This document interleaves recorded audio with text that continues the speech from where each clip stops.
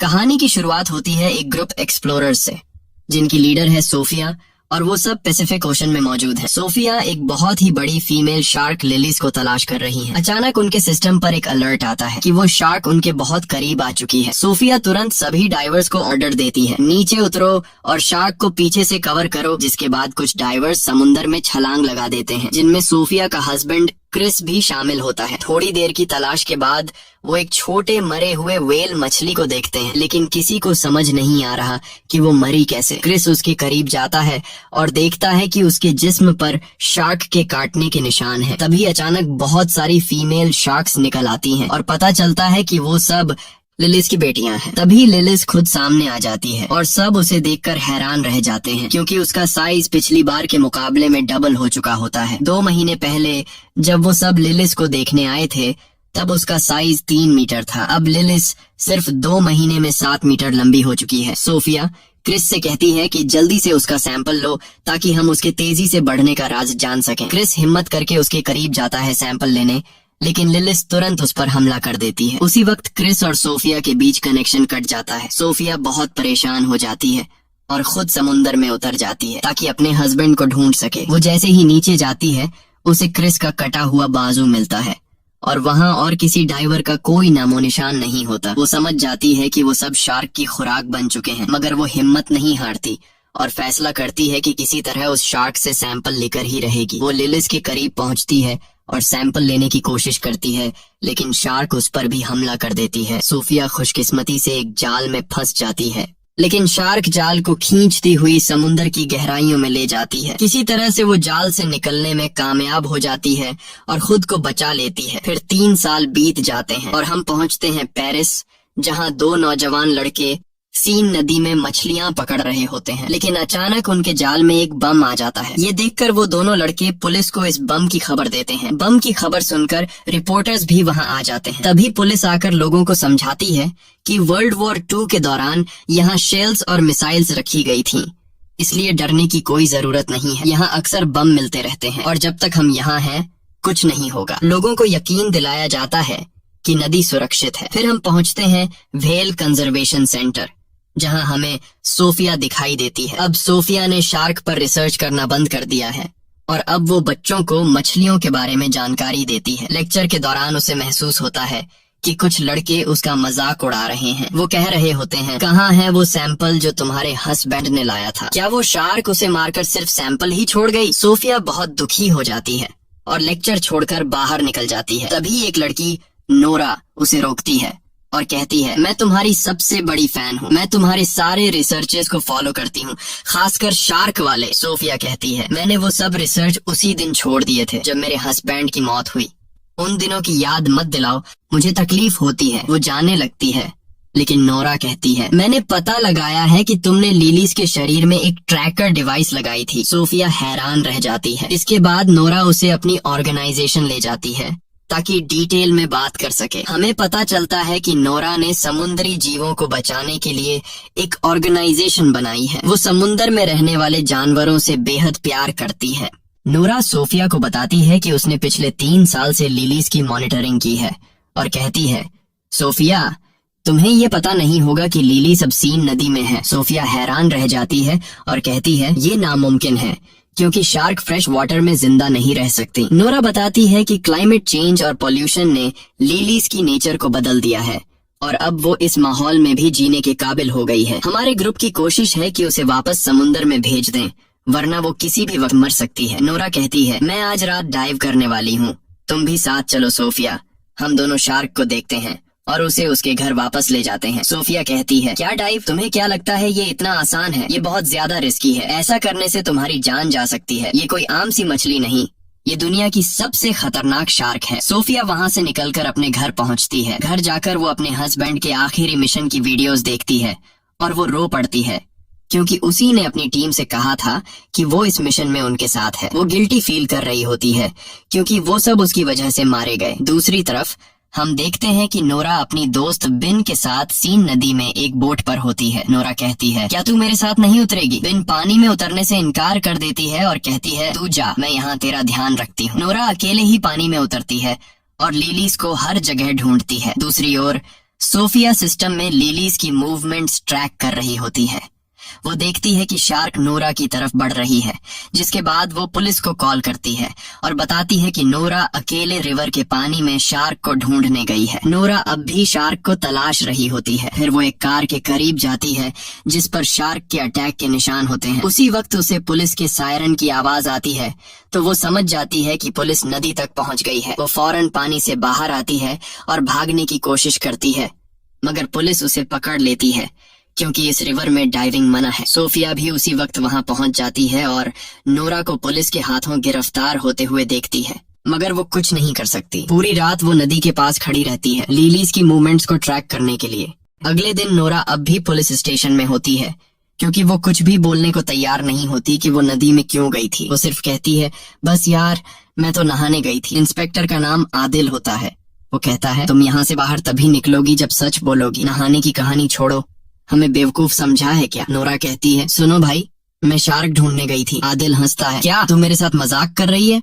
नदी में शार्क? ये तो जहरीला पानी है। और फिर वो यहाँ आई कहाँ से? तुमने मुझे बेवकूफ समझा है? नोरा कहती है, मेरा यकीन करो, मैं पानी में शार्क को ढूंढने गई थी। लेकिन अफसर मानने को तैयार नहीं था। दूसरी तरफ सोफिया अब भी उसी जगह पर मौजूद होती है जहाँ कल रात थी। शार्क की मूवमेंट्स को देख रही होती है और वो काफी नर्वस और डरी हुई होती है क्योंकि शार्क उसके बहुत करीब होती है। तभी उसे पुलिस स्टेशन से कॉल आती है और उसे अपने ऑफिस बुलाया जाता है। वहां जाकर उसे पता चलता है कि ये कॉल नोरा की रिक्वेस्ट पर की गई थी ताकि वो ये प्रूव कर सके कि शार्क वाकई नदी में है। तभी पुलिस को एक लाश मिलती है नदी के किनारे से। सोफिया लाश की हालत देखकर डर जाती है क्योंकि लाश का आधा हिस्सा गायब था, जैसे उसे किसी बड़े जानवर ने काटा हो। सोफिया कहती है, ये काम तो शार्क का ही लगता है। फिर वो पुलिस स्टेशन जाती है और एक लेडी इन्वेस्टिगेटर को सारी जानकारी देती है जो वो लिलीज के बारे में जानती थी। वो ये भी बताती है कि ये शार्क बहुत खतरनाक है, जैसा कि तुम लोग समझ रहे हो वैसी नहीं। इसका साइज बहुत तेजी से बढ़ रहा है और हमें एक एक्सपर्ट टीम चाहिए ताकि हम शार्क को उसके असली समुंदर में वापस ले जा सकें, वरना अगर ये नदी में रही तो किसी भी वक्त मर सकती है। लेकिन वही नोरा को लगता है कि सोफिया और ऑफिसर शार्क को मारने वाले हैं,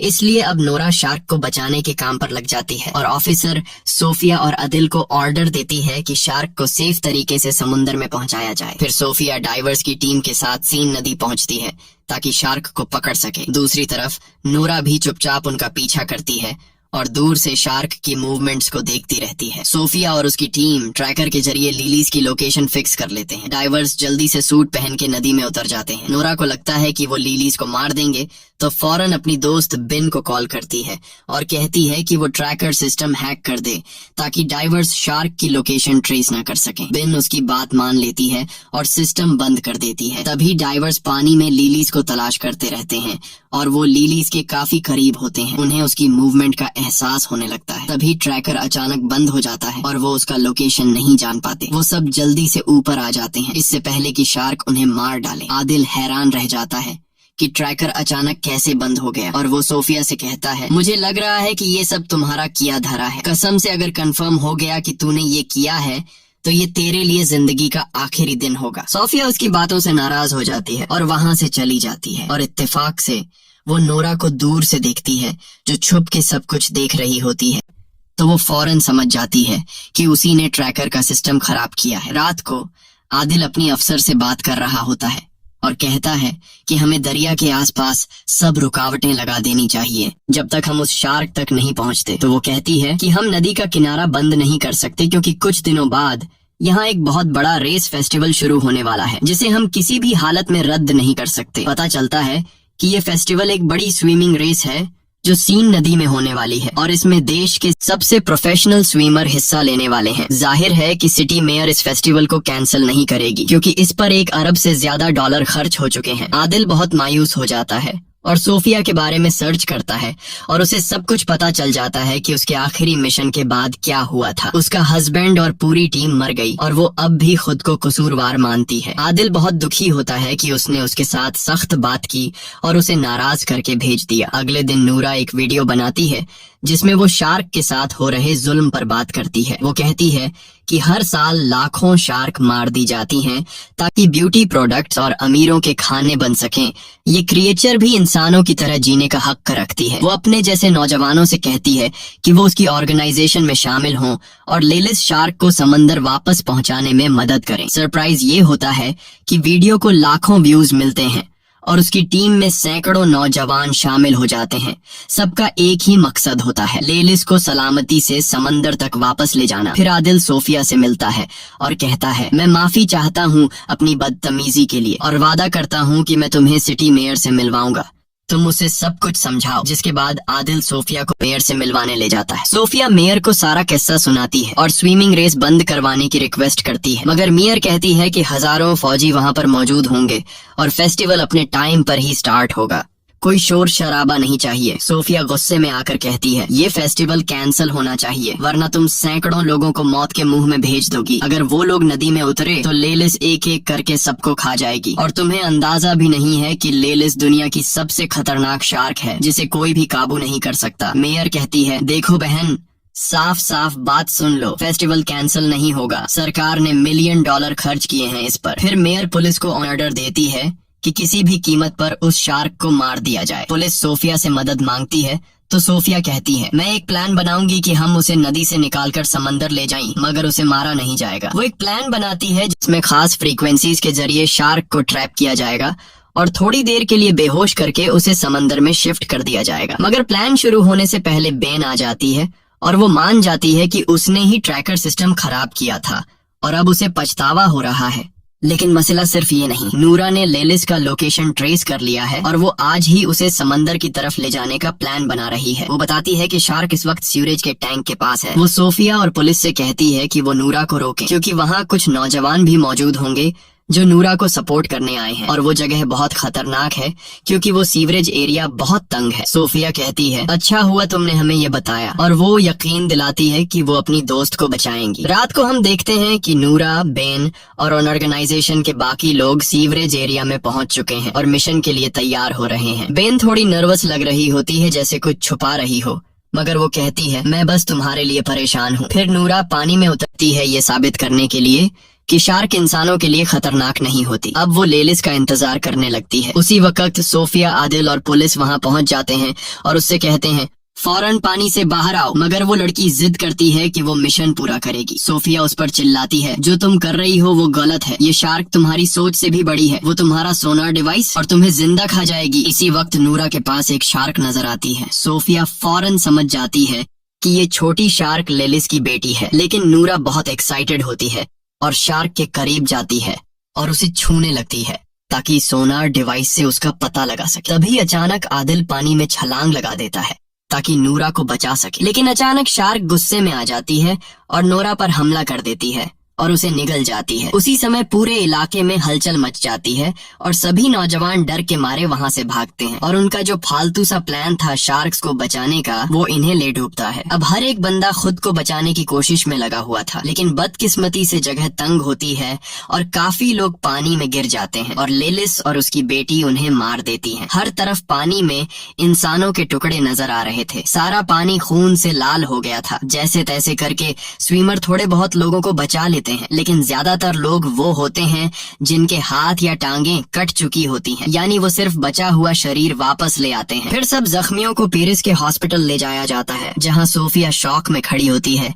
और यकीन नहीं कर पा रही होती कि क्या हुआ। वो रोने लगती है, अपने शौहर और पुरानी टीम को याद करती है। तभी आदिल उसके पास बैठता है और उसे तसल्ली देता है। कुछ देर बाद आदिल और सोफिया को सीवरेज एरिया में बुलाया जाता है। जब वो वहाँ पहुँचते हैं तो लेलिस की बेटी की लाश मिलती है। उसे लैब ले जाया जाता है ताकि सोफिया उस पर रिसर्च करे, शायद कोई क्लू मिल जाए। उसी समय सोफिया को पता चलता है कि ये शार्क सिर्फ 2 महीने की है और वो प्रेग्नेंट भी है, और सोफिया को लेलिस की बढ़ती हुई ग्रोथ का भी पता चल जाता है। हैरान करने वाली बात ये होती है कि ये फीमेल शार्क बिना किसी मेल शार्क के कोलैब किए बच्चे पैदा कर सकती है, यानी बिना नर के खुद ब खुद बच्चे देना। सोफिया समझ जाती है कि ये शार्क बहुत बड़ी आफत है, क्योंकि लेलिस की तादाद कुछ महीनों में बहुत ज्यादा बढ़ जाएगी और ये इंसानों के लिए बहुत बड़ा खतरा बन सकता है। इसीलिए लेलिस और उसकी सारी नस्ल को खत्म करना बहुत जरूरी है, वरना वो इंसानों को खत्म कर देगी। अगले दिन सोफिया और उसकी टीम मेयर के ऑफिस पहुँचती है और उसे सारी नई जानकारी देती है। मेयर बहुत नाराज होती है क्योंकि मिशन नाकाम हो चुका होता है और स्विमिंग फेस्टिवल स्टार्ट होने में सिर्फ कुछ ही घंटे बाकी होते हैं। वो कहती है कि किसी भी तरह इस शार्क को मारो। सोफिया उस पर गुस्सा करती है और कहती है, तुम्हारे लिए पैसे ज्यादा अहम हैं या लोगों की जानें? मेयर गुस्से में कहती है, बाहर निकलो यहाँ से। और फिर वो फैसला करती है कि शार्क को मारने की जिम्मेदारी अब फौज को दी जाएगी। फिर सोफिया और आदिल कैफे में बैठे बात कर रहे होते हैं। सोफिया कहती है, अगर फेस्टिवल को ना कैंसिल किया गया तो बहुत बड़ी तबाही हो जाएगी, क्योंकि मेयर पैसों की भूखी है और मुकाबला हर हाल में कराएगी। आदिल कहता है, चलो मिल के दुनिया बचाते हैं। वो दोनों प्लान बनाते हैं कि वो मेयर के बिना शार्क्स को मारेंगे। फिर आदिल अपने दोस्तों से बात करता है और उनसे मदद मांगता है। सब दोस्त राजी हो जाते हैं और एक टीम बनाते हैं। पहला काम ये होता है कि 2 बम एक्सपर्ट्स को बुलाया जाए ताकि वो पानी में डायनामाइट लगाए और उसी से लेलिस को मारा जाए। फेस्टिवल के दिन सोफिया, आदिल और पूरी टीम नदी में गोता लगाती है और शार्क्स की तरफ बढ़ते हैं ताकि बम खास उनके घर में लगा दें। उधर मेयर मेला ओपन कर रही होती है। उसे कुछ भी पता नहीं होता आदिल और सोफिया के प्लान का। फौज भी अपनी बोट्स में तैयार बैठी होती है किसी भी हमले के लिए। सोफिया की टीम शार्क के में जगह तक पहुंच जाती है और वो वहां हजारों शार्क मछलियां देखती है। सोफिया अपनी टीम को कहती है कि रुक जाए, क्योंकि शार्क इंसानी हरकत से खतरा महसूस करती है। दूसरी तरफ मेला शुरू हो जाता है और स्विमर पानी में कूद जाते हैं। सोफिया और उसकी टीम शार्क्स के बीच बम लगा देती है और जैसे ही काम खत्म होता है सब ऊपर जाने की कोशिश करते हैं। तभी एक शार्क आती है और टीम के 2 बंदों को मार देती है। सोफिया आदिल को खींचती है ताकि जल्दी निकल सकें, लेकिन बम जल्दी फट जाते हैं। धमाका होता है और टीम के बाकी लोग ऊपर उनका इंतजार कर रहे होते हैं। सोफिया आदिल को ऊपर ले आती है। टीम उसे बोट में डाल देती है क्योंकि वो जख्मी होता है। तब सोफिया फैसला करती है कि वो अकेले नीचे जाएगी ताकि यकीन कर ले कि लेलिस मर चुकी है या नहीं। लेकिन जब वो वापस आती है तो पता चलता है कि लेलिस अभी भी जिंदा है। फिर अचानक लेलिस कश्ती पर हमला करती है, टीम को गिरा देती है और पूरी टीम को मार देती है। लेकिन खुशकिस्मती से आदिल और सोफिया बच जाते हैं और ऊपर आ जाते हैं। तब वो देखते हैं कि शार्क तैराकों की तरफ बढ़ रही है, तो वो दोनों पानी में वापस कूद जाते हैं ताकि उसे रोक सकें। लेकिन तब तक बहुत देर हो चुकी होती है। शार्क पहले ही तैराकों तक पहुंच चुकी होती है और एक एक करके सबको मारने लगती है। एक ही झटके में नदी का पानी लाल हो जाता है। हर तरफ इंसानों के टुकड़े तैर रहे होते हैं। पूरा इलाका चीख पुकार और अफरा तफरी से भर जाता है। तभी फौज पहुंचती है और लेलिस पर गोलियां चलाती है, लेकिन उन गोलियों का उस पर कोई असर नहीं होता। सबसे बड़ा खतरा ये होता है कि नदी के नीचे कई बम पहले से लगे होते हैं। अगर कोई गोली उन पर लग गई तो पूरा शहर उड़ जाएगा। और फिर वही होता है, एक गोली बम से टकरा जाती है और जोरदार धमाका होता है। पूरा शहर तबाह हो जाता है। धमाके की वजह से एक भयानक सुनामी आती है जो पूरे शहर को बहा ले जाती है। कई लोग डूबकर मर जाते हैं, जिनमें सोफिया और आदिल भी होते हैं। सोफिया पानी की सतह पर आती है और बेहोश आदिल को देखकर किसी सुरक्षित जगह ले जाती है। दोनों एक लोहे के बड़े टुकड़े पर चढ़ जाते हैं। कुछ देर बाद आदिल को होश आता है और वो पूछता है, हम कामयाब हो गए? शार्क मर गई ना? सोफिया उसकी तरफ देखती है। उसकी आंखों में आंसू होते हैं, लेकिन वो कुछ नहीं बोलती। आदिल चारों तरफ देखता है और सदमे में चला जाता है। पूरा पेरिस शहर डूब चुका होता है और हर तरफ शार्क मछलियां तैर रही होती हैं।